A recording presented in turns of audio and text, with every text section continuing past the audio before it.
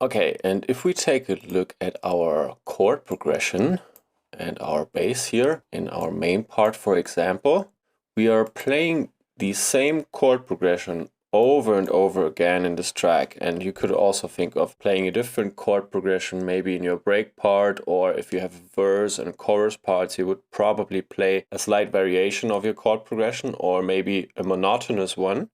What we want to do here, since we're playing this chord progression throughout all of our track, we want to enter a little bit of variation to it. So open up the bass and open up the pad in our main part, in the first one. And I'm actually going to take the entire thing over, this is 16 bars, and I'm going to consolidate it. So right click, consolidate this clip, and also consolidate this long bass clip here over 16 bars. Okay, that didn't work. I do it again from the back, and I can also hit Command J, and now we have a new consolidated bass clip here. Okay, and now we want to enter some slight changes to this chord progression and affecting the bass. So I'm selecting both MIDI clips. Basically this one, again, Command J, make sure it's consolidated. And select both these MIDI clips. And now we can open the piano roll editor, and we have, this is bass and this is pad, bass and pad. And now we can enter a slight variation in the second turn we are taking here. This is what I want to do. I want to play it slightly different in the second turn. So let's actually solo these two. So Command solo both.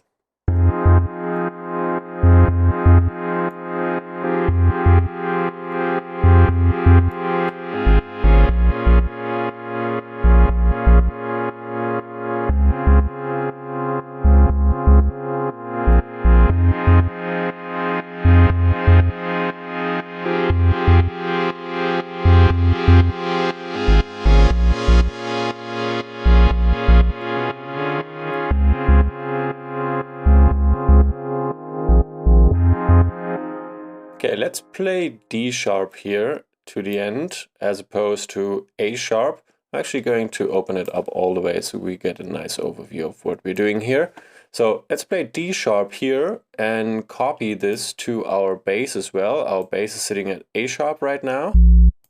So bringing this one up to D sharp as well.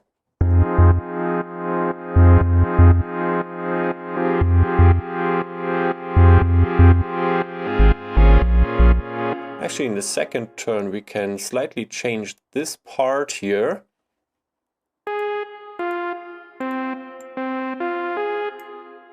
And enter some upper note. Copy this one.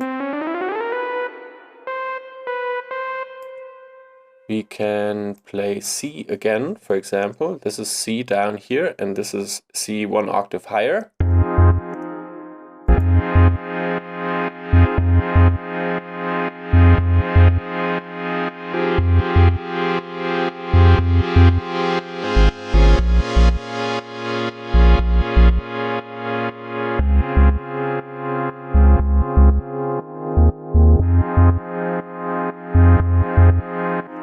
So it's not a big variation, but we're just changing the last bass note here, entering a slightly different element. And we can also think about adding upper notes here. For example, you could perfectly play C up here again.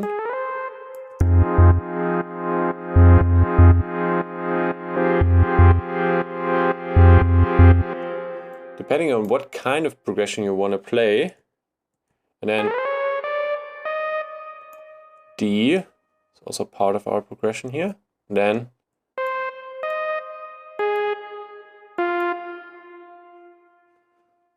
so you could also think of adding upper notes here depending on what you want to do. You can pick notes out of your chord progression or out of the scale and place them up here, but we're kind of happy with this stable progression here that we have revolving around G sharp, F and C down here.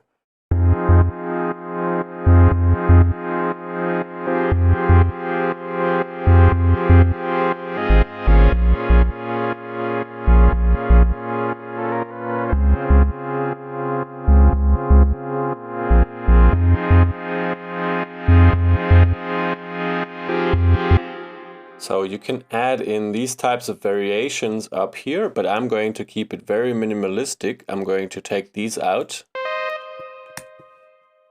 undo what I did, and just stick to having two different ending bass notes here and adding this tiny C up here. And we are keeping this very stable chord progression.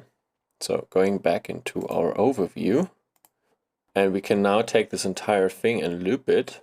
So both are still selected.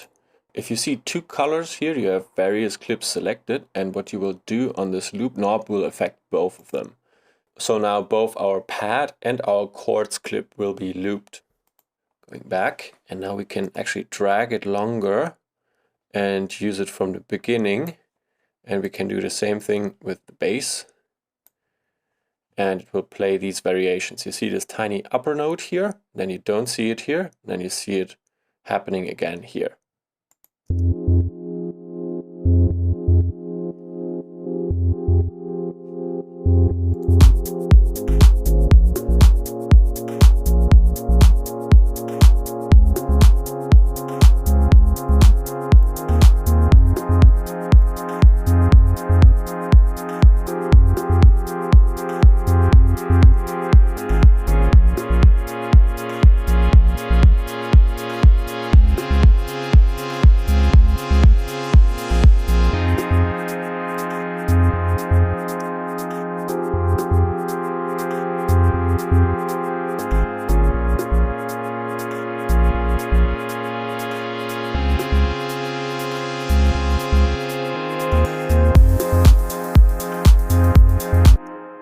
So now it feels a bit more interesting because we have this ending on another bass note here compared to that one. And you see I already drew it all over the song here, and I also copied the varying bass pattern to the back by just like going through and then, you know, deleting what I don't need. That way I'm making sure I don't have to copy it manually over here.